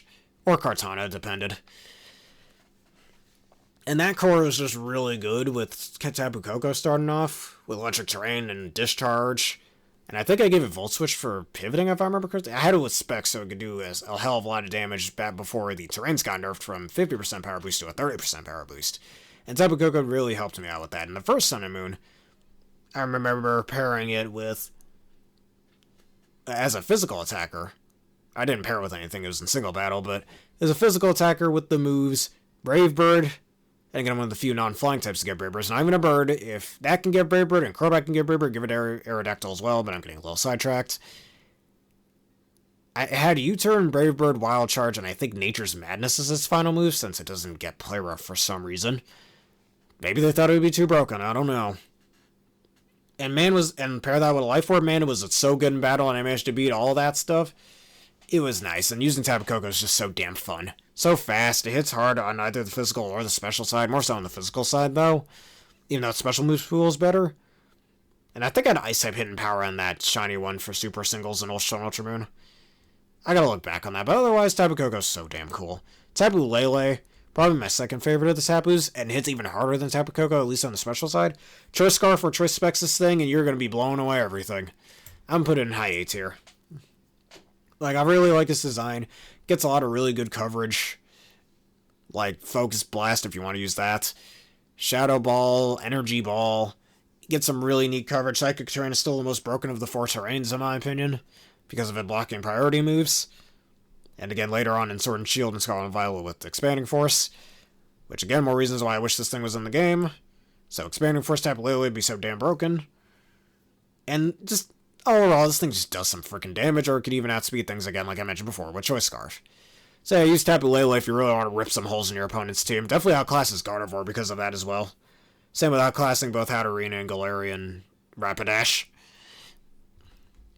Tapu Bulu. Everyone's least favorite Tapu, which I don't care. I like Tapu Bulu. I know ever since Rillaboom existed, it kind of outclassed it because of Grassy Surge, and Rillaboom just having a better stat spread, a better typing, since I think Pure Grass is just better than Grass Fairy, so you don't have to worry about any Steel weaknesses or any Quad Poison weaknesses. And, yeah, it doesn't get most of the other utility moves that Rillaboom gets, like Fake Out. So that's most likely why it's completely outclassed by it. But anyways, look, I like Tapu Bulu a lot. This thing hits the hardest on the physical side of the 4 Tapus. Too bad, again, still doesn't get play rough for some reason, which makes no sense to me. But it gets Wood Hammer, Leech, probably one of the best Horn Leech users in any Pokemon game, for that matter. U-Turn, I think, is a decent pivoting move for it. And it's the slowest of the 4 Tapus. Is it? I don't remember. No, actually, no, it is the slowest of the 4 Tapus. So, in my opinion, if it can tank a hit and then go into something else, it's definitely a decent user of U-Turn. Not the best user, but a decent one nonetheless, in my opinion. Gets fighting type coverage like Superpower or Hammer Arm as well, so do use that to your advantage. If you don't mind the stat drops, that is. Otherwise, Tapu Bulu is extremely underrated in my opinion, though it makes sense why it got outclassed by Rillaboom. Tapu Fini. Probably, Tapu Fini's not bad. It's probably my least favorite-ish of the 4 Tapus, just because Misty Terrain just had to be different compared to the other Tapus. It's the other, terrains. Like, it would have made more sense if it raised the power of Fairy type moves instead of lowering the power of Dragon moves, something like that. Because, I mean, Fairy type's already immune to that, but the secondary effect of being able to block all status effects is actually really useful. The reason being, don't you ever hate it when your Pokemon gets randomly paralyzed or randomly burned or frozen or something? I'm going to put you a little higher, but don't you hate it when it gets randomly burned or randomly froze? And it ends up screwing up your entire turn or that Pokemon's usage altogether? Well, worry not when you have Misty Terrain on the field. And besides, Tapu Fini I think has the type combo to be really tanky as well. With Water and Fairy. Having base 110 in its defense and 130 in its special defense makes it really tanky. And very hard to kill. You can pair with Aqua Ring Leftovers for really good passive recovery. It can set up Screams far from the best Screeds user even back in Gen 7 though, but it still can set it up pretty decently in my opinion. Pretty reliably too. And again, thanks to Misty Terrain, no worrying about status effects like Paralysis or Poison to whittle you down. You can pair with a Terrain Extender if you wanted to last it a little longer. There's a lot you could do with Tapu Fini. And I also got Scald 2 to Scald Burn. It's like, despite it kind of being my least favorite of the Tapus, and not by much, it's a really, really good in battle. Can tank hits, can support the team like crazy, all that. And also, I like how its design is a weird mix between a shark and a swordfish, kind of, when it closes its little shell as well. So, Tapu Fini, you're awesome, even though you're my least favorite of the Tapus, but not in a bad way. Nebby or Cosmog. By far the weakest legendary Pokemon ever, but that's kind of the point. It's not meant to really do anything in battle. And I do like, its design is pretty cute, I guess, and it serves its purpose decently well in the story, so I put a low B tier. I think it's pretty neat. Just wish I had a better shiny, I guess. Cosmoem, literally just extremely tanky, probably, I guess just raw stat-wise maybe the best EVLA user, but moveset-wise, ability-wise, the worst EVLA user. I'm just saying that because, it only has like base 29 HP, but it has base 131 in both of its defenses. So, I mean, if you really want to be gimmicky with this thing, just EV Light it and make it the tankiest Pokemon on Earth. Too bad the only moves it gets are Splash, Cosmic Power, and Teleport. So, I guess this is a good Teleport pivoter. If you want to use this thing on a joke team, you can. One thing, though, it kind of looks like a galactic eyeball of some sort. If you look very closely, it kind of looks like an eyeball. Like, if you take away all these little slits over here, whatever the hell these are, it would look like just an eyeball with a small face on it. So, because of just how tanky it is and how you can basically use it on a joke team, I'm going to put it like mid B tier, and I think this design's fine too. And I find it comical with how small it is that it's apparently tied with Celesteela for the heaviest Pokemon at over 999.9 kilograms. Or 2,204 pounds, which is just so funny to me. Otherwise, Cosmo's alright. Solgaleo. Solgaleo is a really badass lion Pokemon. My one complaint is it's not fire type and it's steel type for some reason, so it's literally weak to mostly what the sun is made out of, flames and gases, but mostly flames, for whatever dumbass reason. I guess I think the sun has certain metallic points on it for some reason. I think that's why it was part steel type.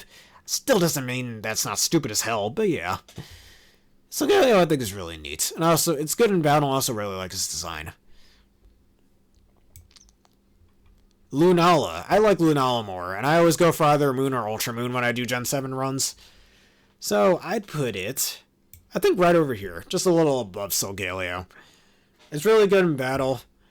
It's like a ghost. And when I first saw Lunala, I thought it was going to be like Dark Flying or something, but that would have been extremely redundant with the likes of Yveltal, so I'm kind of glad they didn't do that. It's got good coverage moves like Dark Days, Night Days, I mean, not Dark Days. And Fairy type moves like Dazzling Gleam, and in later games, Meteor Beam as well, which is a really good coverage move for it. It's also got decent support like Tailwind and Wide Guard, if you want to use those. And Shadow Shield's literally just a reskinned Multiscale, which if you don't know what that ability does, if your Pokemon's at full HP with either of those abilities, they'll take half damage from whatever their first move is. That causes them to be less than full HP. So, I mean, Lunala already has the stats to be extremely tanky, and I kind of like the slight skeleton motif its design has going on with it, kind of further cementing the ghost type. Plus, its shiny is so badass. The blood red look to it, with that dark purple to it, is so damn good. So put like a Specs on this thing, or hit it hard with things like, or hit opponents hard with things like Moongeist Beam, one of the strongest ghost type moves to ever exist, and you are golden. Now Lego, probably my least favorite Ultra Beast. I like it more than Brionne and everything else I put in F tier. I want to put it over here, thank you. Because I just find it to be kind of bland. I mean, a jellyfish that's made out of glass, which explains the rock type since, glass, what is glass made out of? Sand. And what is sand?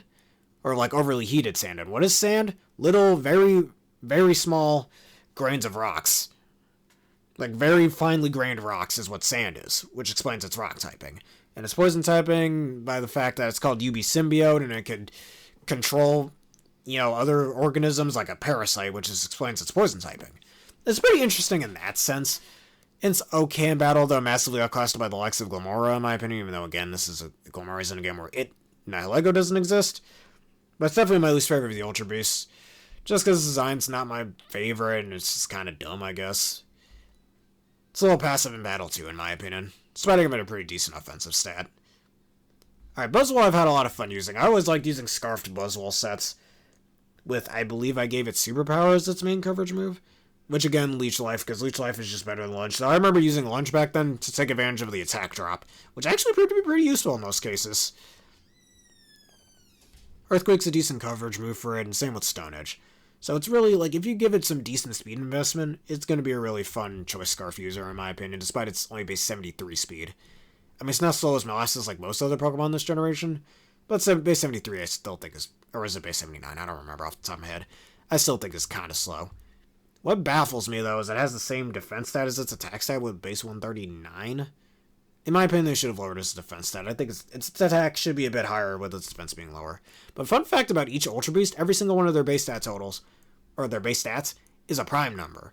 In other words, a number that's only divisible by itself into 1.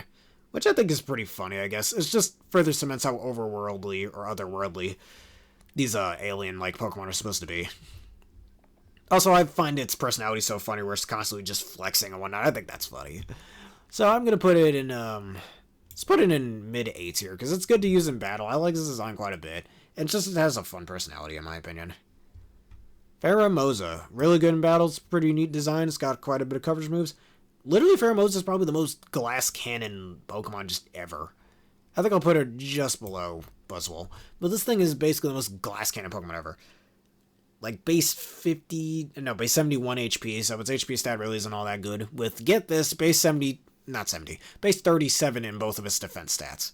Plus also has one of probably the worst offensive/defensive typings in bug fighting, where it has a lot of weaknesses. That quad weakness to flying, weakness to fire.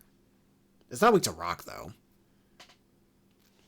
Weakness to psychic and fairy. So it's got quite a bit of weaknesses, plus, again, that quad weakness to flying. And neither bug or fighting types can hit ghost, poison, fairy, or there was another type that neither type can hit for even neutral damage. I forgot what it was. Let me say it again. Ghost, fairy, poison. I forgot the last one. There's another type. And flying. It can hit any of those types for even neutral damage. So, those types are easily going to wall its attacks, but if you're not one of those 4 types, you're going to have a bad time against Pheromosa, because where its defenses are bad, its attacks are really good. Base 137 in both attack stats, and base 151 speed. So throw a Focus Sash on this thing with, like, Quiver Dance. Like, Focus Sash is pretty much the go-to item to always use on Pheromosa. I mean, if you're not worried about that, I guess you could always use Specs or Bandit, depending on if you're physical or special. I don't see why you'd run Scarf on this thing, to be honest with you, but Focus Sash was easily one of its most used items. And weirdly enough, I think Pheromosa got banned to Ubers or something back in Gen 7. I could be wrong about that. Just because of how hard it hit, it makes the ability boost that, by the way, all Ultra Beast gets. Whatever's its most prominent stat, most likely either speed or special attack, it'll always get +1 in. So you can run this thing with specs like Bug Buzz or Lunge with max speed investment. This is one of those Pokemon where you just run max speed or max offenses. You don't run defenses on this. Just don't do it. But, you can run max speed with it, give it choice specs, and constantly get, speed boost through beast boost. So, I think that's extremely busted. Xurkitree. My one complaint about this thing, funnily enough, it's the only, besides Poipole, it's the only pure-typed, Ultra Beast, which is kind of weird. Also, the Boxer Legends in this game are obviously Ultra Beasts, which I forgot to mention that. I'm going to keep Xurkitree there for a second. It's not my placement for it. But yeah, for things like Sogale and Lunala, I just wanted to go back to them for a sec. They're technically Ultra Beasts, coming from another world and being able to make those Ultra Wormholes. But they're not classed as Ultra Beasts for some reason. It's just like Koraidon and Miraidon and Scarlet and Violet. Despite being the Boxer Legendaries, they're not, well, they obviously are called the Paradox Pokemon. So, at least they're known as Paradox Pokemon in those games. It's not like with these guys where they're straight up somehow not called Ultra Beasts, yet they obviously are. But whatever, despite not having Beast Boost. Well, then again, Koraidon and Miraidon don't have their Paradox abilities. Kinda do, they're just a little different. But I'm getting a little sidetracked again. Just wanted to say that. But anyways, Xurkitree is base 173 special attack stat is fucking busted. This thing was basically a slower Regieleki before Regieleki existed. Thanks to its really huge special attack, it's kind of like it already has a built-in transistor. It's kind of like that. I still think it hits harder than Regieleki pre-nerfed Regieleki or post-nerfed, whichever. But because of that, it's a really hard-hitting electric type, and it gets grass-type coverage too for those pesky ground types that might try to take your electric-type hits, such as Energy Ball. It also gets Dazzling Gleam, and I think it got No, it doesn't get Bug Buzz. I could have sworn there was a special... maybe it did. I don't remember. I could have sworn there was a special attack. No, Signal Beam it got. That was the bug move it got. So it got decent coverage moves, in my opinion. If you wanted to run Hidden Power Ice on it as well, that worked. Now, one thing I think that nerfed Xurkitree enough to the point where it wouldn't be that broken despite that massive special attack stat is its speed stat, only being base 73, I believe. Which, again, a lot of people ran Choice Scarf on it with max speed investment to get around that. And because of Beast Boost, you just constantly get special attack and boosts. So if you're playing a Gen 7 game, use that. Because that, I'd say I kind of like Xurkitree quite a bit. I'll put it between Buzzwole and Pheromosa. Then, oh yeah, you know what? Hold on. I know this isn't the fault of the Pokemon itself. I'm going to lower it by quite a bit, actually. Sure, it's really good in battle, and I think this design is pretty neat, and I complain about it not having a grass type, but I'm still salty to this day that I never got a shiny Xurkitree in Ultra Sun, Ultra Moon. One of these days, I have to go back to it. Because I remember back in high school, I basically spent a whole year trying to find that damn thing between my sophomore year and my junior year. Sorry, my alarm's going off, since I'm recording this pretty early in the morning at the time of making this video, but I'm still salty about that. I spent over a whole year between my sophomore year of high school and my junior year of high school. Never found this damn thing, but later on I found other shinies like Shiny Registeel and Shiny Regigigas and all that. Which that made me so damn salty, I tell you.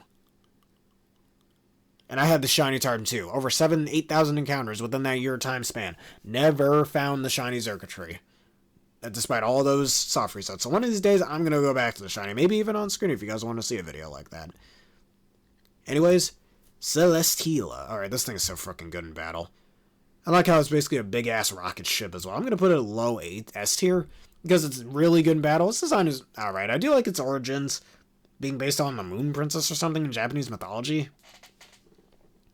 And the reason why it has those bamboo stumps for arms. And also explains why I can learn a bunch of grass-type moves like Leech Seed as well. Leech Seed, Giga Drain, Mega Drain. It doesn't get Solar Beam. I forgot what other grass moves it gets, but I know it gets those. Ingrain was another one it got. That explains why I can learn a bunch of grass-type moves, which in my opinion is pretty decent for it. Though it's not weak to any of the types that grass is good against. It still gives it some decent coverage in my opinion.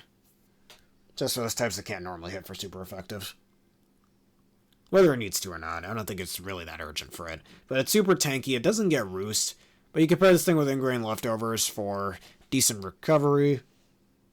And its typing, probably one of the best defensive typings in the game since Steel Flying. Only has 2 weaknesses to Fire and Electric. 2 types that Dragon resist, so you compare this thing up with a Dragon type like, say, Garchomp, for example. And it's also good synergy with Garchomp as well. Thanks to this part Flying type, you don't have to worry about getting hit by Earthquake. And Celesteela can hit those pesky ice types that Garchomp doesn't like, for example. That's just an example. So it definitely has really good synergy that way. It also gets fire type coverage like Flamethrower, which is pretty neat. Though if you're fighting like an ice type, it's a little redundant with Flash Cannon. Just use Flash Cannon instead. I mean, if you need the added, and it's also redundant against grass types too, since you know we were part flying type as well. But it's nice to know that it gets fire coverage as well. You can run a lot of optimize if you want to make it faster too. Alright, Kartana, probably my 3rd favorite Ultra Beast. No, my 4th favorite Ultra Beast. No, I'm going to put it so high is because this thing is just so fucking good in battle. I love its attack stat of base 181. That is so busted.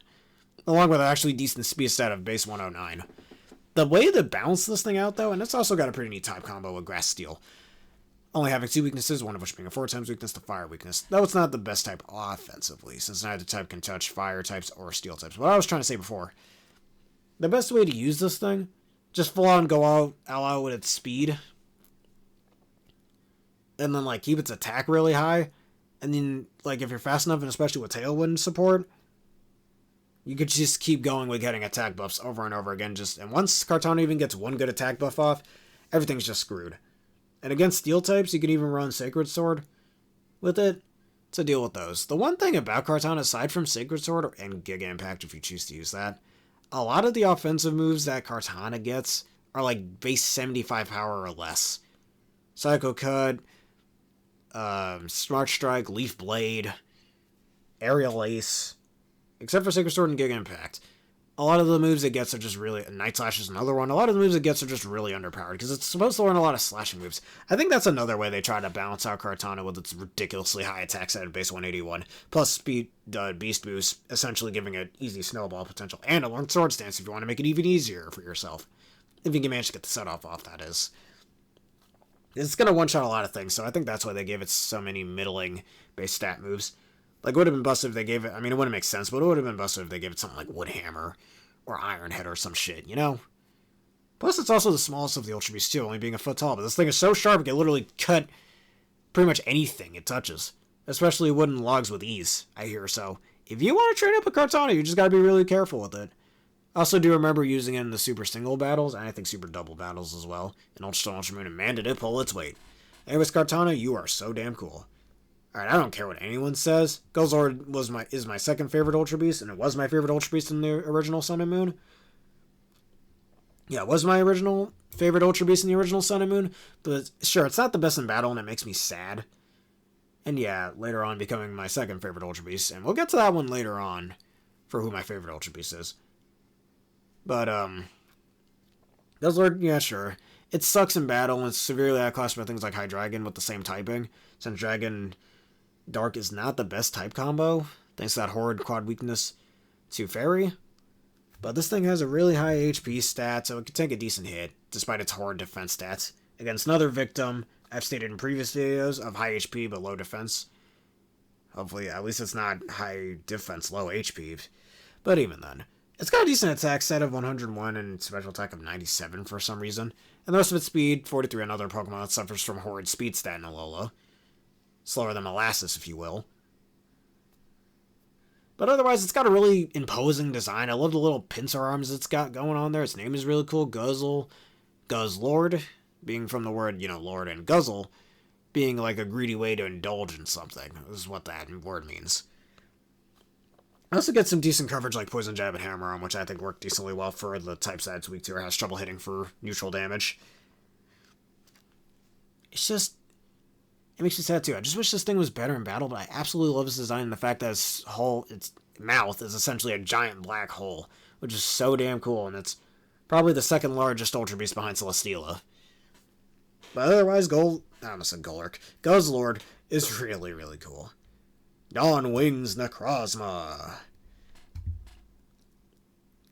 Up there with Lunala, I like this thing. It's basically unarmored Lunala using Lunala's light.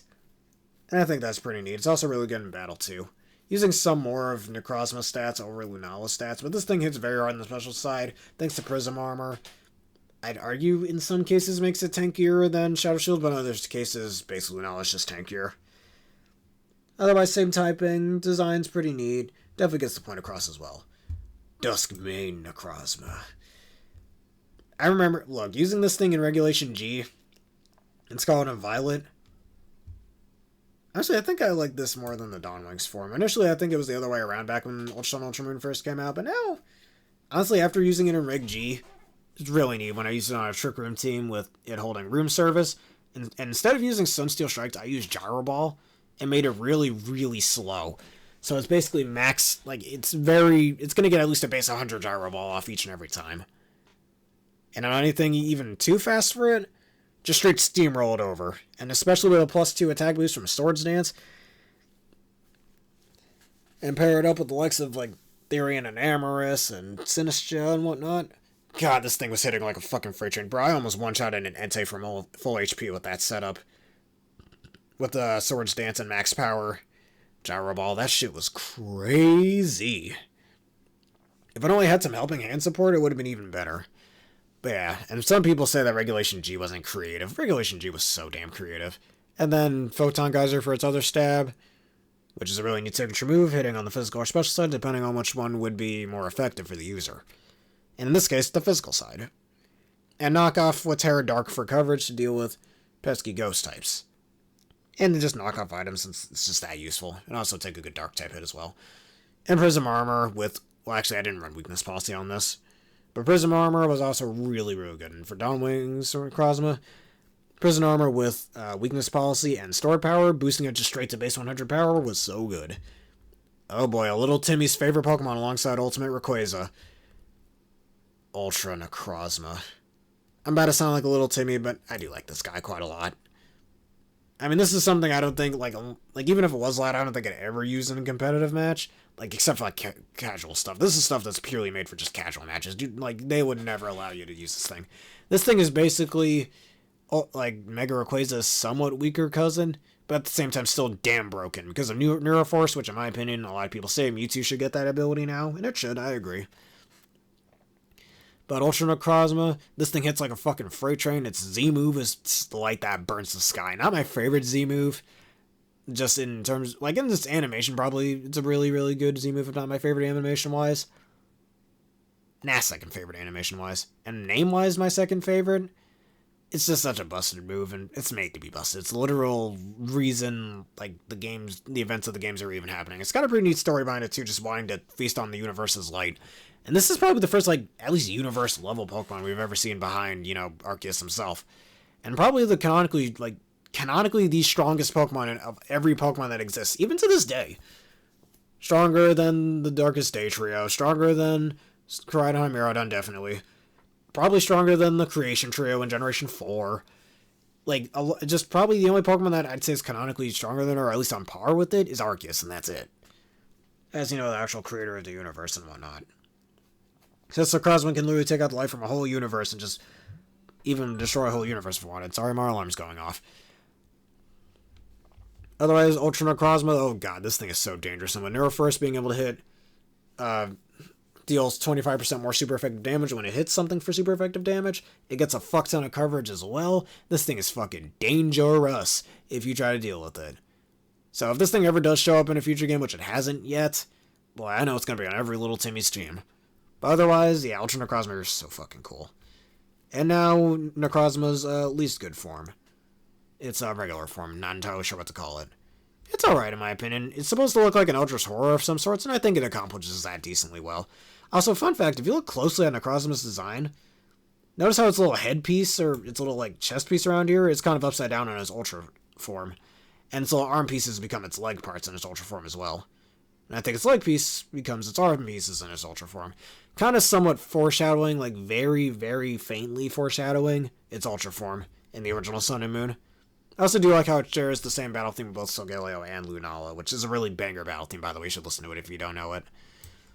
It's alright in battle, too. Far from the best Psychic type, I'd rather use something like Mewtwo or Deoxys, in my opinion. It's kind of those as a pure Psychic type.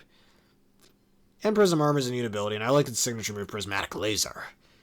Which, too bad, kind of gets outclassed by Photon Geyser, since Prismatic Laser is essentially a Psychic type Hyper Beam, where it's slightly stronger than Hyper Beam by base 160 power, but you have to recharge for a turn, so do worry about that. Otherwise, definitely the worst of the Necrozma forms in battle, makes frickin' sense for that. And I wish I got just a bit more setup, especially in especially the first Sun and Moon, before Ultra Sun, Ultra Moon, I should say. Otherwise, I think it's alright. Ultra Necrozma, or normal Necrozma, I think is pretty decent. It's just massively outclassed by other Psychic types. Magearna, not Magearna. I hate when people pronounce it like that. Magearna. I'm not putting in E tier. I think Magearna, well, it's definitely not S tier worthy in my opinion. I think I put Magearna, actually,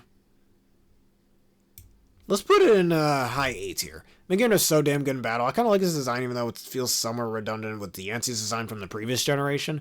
Only kind of an upgrade in every way, at least with its typing, Steel Fairy being a significantly better type combo compared to Rock Fairy. And I kind of do prefer Deancey in a lot of ways, especially with its ultimate form. We'll get to that part in a future video. But the Magearna, it's super good in battle. Flare Cannon is a really busted signature move, essentially being Fairy type Overheat or Draco Meteor. Soul Heart, probably one of the most busted abilities ever. Basically Special Moxie.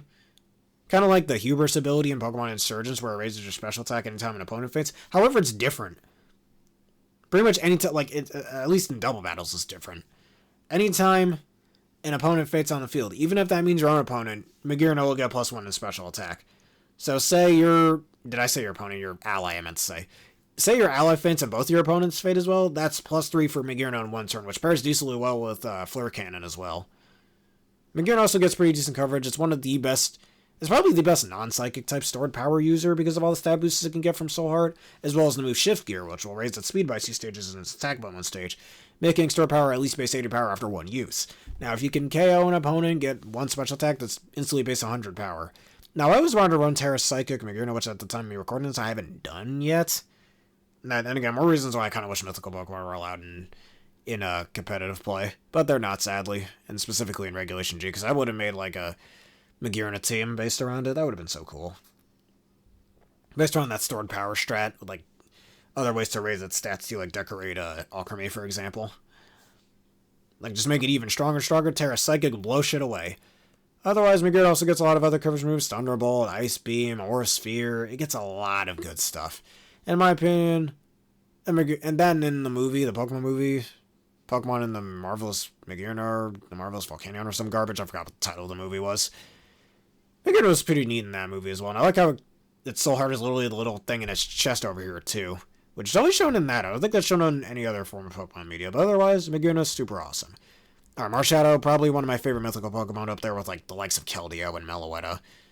I'm going to put this guy, I'm going to put him in really high S tier. Easily my favorite mythical Pokemon this generation. I was about to say, I thought Zeraora wasn't down there, but there it is. Definitely my favorite mythical Pokemon this generation. Got a neat design. It's based on one of those, like, Hawaiian warrior, like, ancient Hawaiian warrior people, which I think is pretty cool. At the time before Annihilate existed, being the only ghost fighting type for a long time, which is such a busted type combo offensively, since so few Pokemon can take that type combo. Unless your name is Hisuian Zoroark. Technician, I don't think is the best ability for it. I mean, I guess that makes Shadow Sneak stronger if you need that. So yeah, and priority moves, like I always say, never leave home without some good priority. It also gets a fuck ton of coverage moves, Poison Jab, Ice Punch, Fire Punch, Knockoff. It gets a lot of good coverage moves. Plus, its signature move, Spectral Thief, is broken. So if your opponent has any stab boost, which thank the Lord that move doesn't exist in Scarlet and Violet, because certain teams like my Como team with Klinger Soul would be in some deep trouble with that. Or any Belladrum users would be in deep trouble with that too. Stealing your stab boost away, and those stab boosts become Marshadow stab boost. And even better if your opponent has, and I don't think it affects stat drops. It doesn't take stat drops, it only takes stat boosts. To make it even more busted. So say this thing is using, like say an opponent used Belly Drum, and you use Spectral Thief on them, it'll take away the +6 in attack, and use it in its own. And not just that, it'll use that +6 attack just before it attacks too. So instead of calculating damages for neutral, it calculates the +6 damage just straight away, which is fucking broken. So other than that and talking about its Z-move, Soul Stealing, 7-star Strike. Really neat animation, and I just love that name. Soul Stealing, 7-star Strike. Try to say that 7 times fast, Hassie, what I did there. But anyways, like, let me know in the comments if you actually did say that 7 times fast. I'm curious. But such a badass Z-move. It's a badass design, so good in battle. It's got a really busted signature move. So, yeah, Marshadow's super cool. I guess my only complaint is it's shiny, which you only notice when it's animated. Because normally it's got, like, bluish green turquoise-ish flames when it attacks, but in its shiny form it's like a deep purple, and I think that's pretty cool. Just wish it was more visible in its base, animation, but yeah. Poipole. Gotta say I love this thing's name as well. A pun on purple. Poipole. Poipole, oh, you're a fucking cutie, especially in the anime. And I like how this thing is a starter Pokemon, apparently in Ultra Megalopolis, which in my opinion should have been a stage in Smash Ultimate, but whatever. That's why I was thinking back when Smash Ultimate was first announced, but again, getting sidetracked again. Poipole, love this thing's design. I like that's a starter Pokemon in its own world. And too bad, along with Stack Attack and Blacephalon's world, we never see what the Poipole world looks like compared to the other Ultra Beast worlds. From all the Ultra Beasts from the first Pokemon, Sun and Moon. And Poipole, I like how its head is apparently filled with sticky acid as well. So there's that too. I want to go back to Guzzlord for a split second. Guzzlord's world in Ultra Sun Ultra Moon is literally a destroyed Howlily City. And it's hinted at that because, well, for one, there's a hazmat suit guy who talks about an old city that got ruined by a bunch of Guzzlords. Can you blame the Guzzlords? They were just trying to eat. Then again, that was in an alternate world, or an alternate reality. And you can also tell in its world in Ultra Sun Ultra Moon, if you listen to the music very closely, it's a back-verbed, or what is it called, a reverbed version of the Howlily City theme. So fun fact for you there for those who didn't already know. You should have listened to that. Might even put that link in the description below for those who might be curious about that. But yeah. Alright, Naganadel, my third favorite Ultra Beast. My third favorite Ultra Beast. I'm putting him up here because this thing helped me to win battles a lot in the Super Double Battle Tree specifically in Ultra Sun Ultra Moon. This thing is so busted. If you pair this thing with Kartana, like Focus Sash Kartana, with like Sword Stance and whatnot, this combo beats up so many things, at least against AI partners. I don't think it would work as well against competitive players. Especially in an age where Mega Evolution existed. But this thing with Specs, Sludge Wave, Dragon Pulse, Flamethrower, and Thunderbolt for coverage. And because of its absurdly high special attack stat and max speed, and because of the max speed, you get speed boosts from Beast Boost whenever you took a KO. I mean, you're more likely to take a KO from Kartana, because if you used Sludge Wave, Kartana being immune to the Sludge Wave thanks to its Smart Steel typing. Whatever Naganadel doesn't kill, with its max special attack plus the choice specs, Kartana would kill with Leaf Blade or Smart Strike depending, thanks to its high attack stat. And because these two Pokemon were so naturally fast, so few things really outsped them. I'm going to raise Kartana just a bit more just because of that. So ignore the placement I gave it before, or give it 2 extra placements because it just helped me so much during the Super Double battles. And I also paired that with Mega Charizard Y and Garchomp, Scarf Chomp, in other words. And God, were they so strong. Sorry, alarm's going off again. Yeah, this is just so powerful. Naganadell's design is also really sick, and please don't pronounce this Naganadel. Naganadel, that sounds way better, in my opinion. The Stinger's a little awkward, I guess, in certain positions, but it's pretty neat projectile shooting thing as well, so just saying that. Naganadell's so cool. Oh boy, we got to my favorite Ultra Beast. And probably my favorite Pokemon this generation. Stack-A-Taka. Also got a really fun name to say. Stack-A-Taka, Stack-A-Taka, Stack-A-Taka, Stack-A-Taka, Stack-A-Taka. Ooh, tongue twister. Anyways, I love this thing. It's always stated that this thing kind of looks like it could be a Zelda enemy. Funnily enough, this came out around the time Breath of the Wild was coming out too. So yeah, it does look like it could fit in the Breath of the Wild world as well. I like how it's basically a huge assembly of a bunch of smaller life forms, those little cubes with eyes, which in my opinion, this is part of the reason why I kind of wish Ultra Beast had, besides Poipole, and again, it all had pre-evolutions. Because I could picture a pre-evolution of this just being like a small assortment of these cubes, or even just one of them.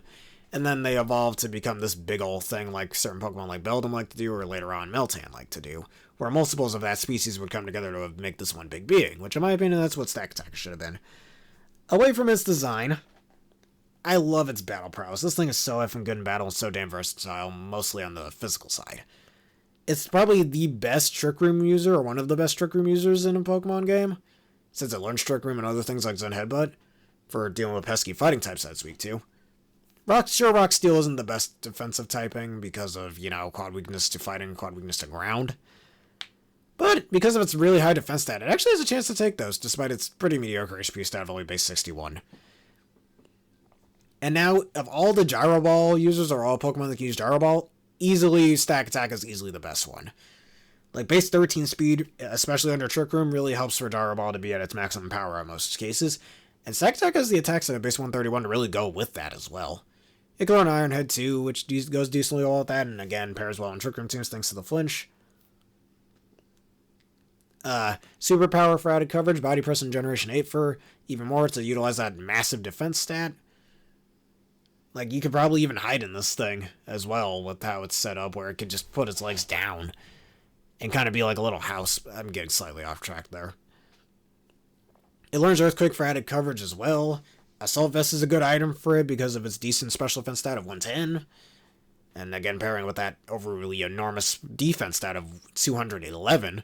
Not the highest defense stat of all Pokemon, but definitely up there. I think it's like the fourth highest defense stat of all Pokemon behind Shuckle, Mega Aggron, and Mega Steelix. So it's really, really strong in that right. And if this thing existed in Generation 9, Terra Flying or Terra Water would be fucking broken on it, and I think that's so awesome. And more reasons why I think Stack-A-Taka is one of the best Pokemon in this generation. Also, it gave me an idea to make an enemy for my own franchise, where it's literally just eyeballs in bricks. Like, the brick, like, there's a eyeball spirit in it. Don't take my idea away, please.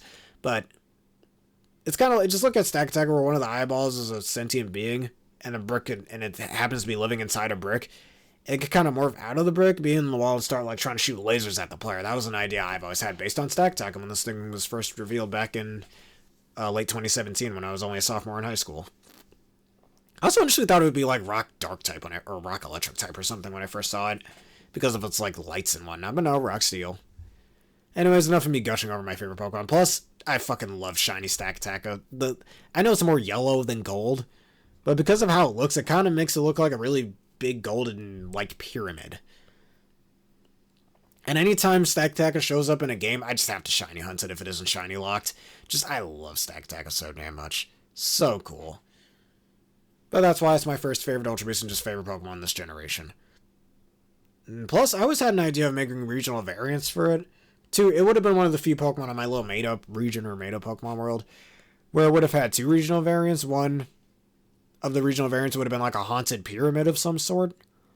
Or haunted, yeah, not haunted pyramid, but just a pyramid that would have been ground psychic type. Yeah, ground psychic type I think works for it best. While the other one would have been a haunted chimney, which would have been fire ghost type. Like, picture that in your head. If anybody can make me some fan art of that, I'd really, really, really love that. Anyways, enough of that. Now, Blacephalon, or the Pennywise of Pokemon, if you will. It being a clown that slithers around, apparently. Pretty funny clown design. Reminds me of those bomb head enemies in Super Smash Bros. Brawl.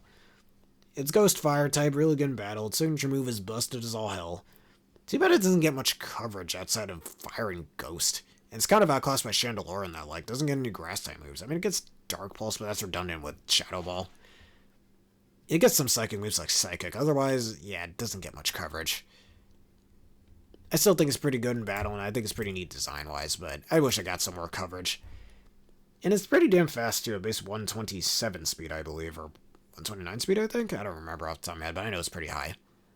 So it's a good specs user if you're allowed to just specs Mindblown if it exists. And Scarlet and Violet Terrafire would be so busted on this thing, and on Sun teams as well. Just Mindblown, everything dies.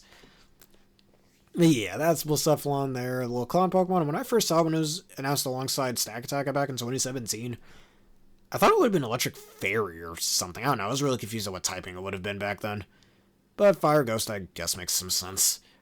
Also, fun fact, the little eyes on its little head over here are its actual eyes, if you didn't know that, and actually emotes sometimes, too. Alright, only a few Pokemon to go. One of the last ones being Zeraora, one of the Pokemon that literally looks like a frickin' Digimon. I'm putting it in S tier. I think this thing is really cool. Despite kind of looking like a Digimon, it's extremely fast at base 143 speed. It gets really neat coverage, besides electric or normal type moves, getting fighting type moves, getting fire type moves, dragon type moves, yeah, outrage, fire punch, close combat. I think it gets some flying type moves like acrobatics if I remember correctly. Like, it gets a lot of really good coverage. It's probably one of the best life orb users as well because of it, or choice band users because of that, with coupling it with its high speed. It gets Volt Absorb, so it has some form of synergy and some form of staying power if it gets hit with an electric type move, so you can definitely take advantage of that. Now, one complaint I've always had with Zeraora is, why the hell is it not a part fighting type? Why was it that Iron Hands and Palmot were the first electric fighting types, but not Zeraora? That made no sense to me. Like, look at it. You telling me this thing is not a fighting type? How? How? It literally, hell, its signature move, Plasma Fist, while slamming the ground with its fist, is literally a sort of punching move, and it gets a lot of punching moves too, and again, lots of fighting moves. Why is it a part fighting type?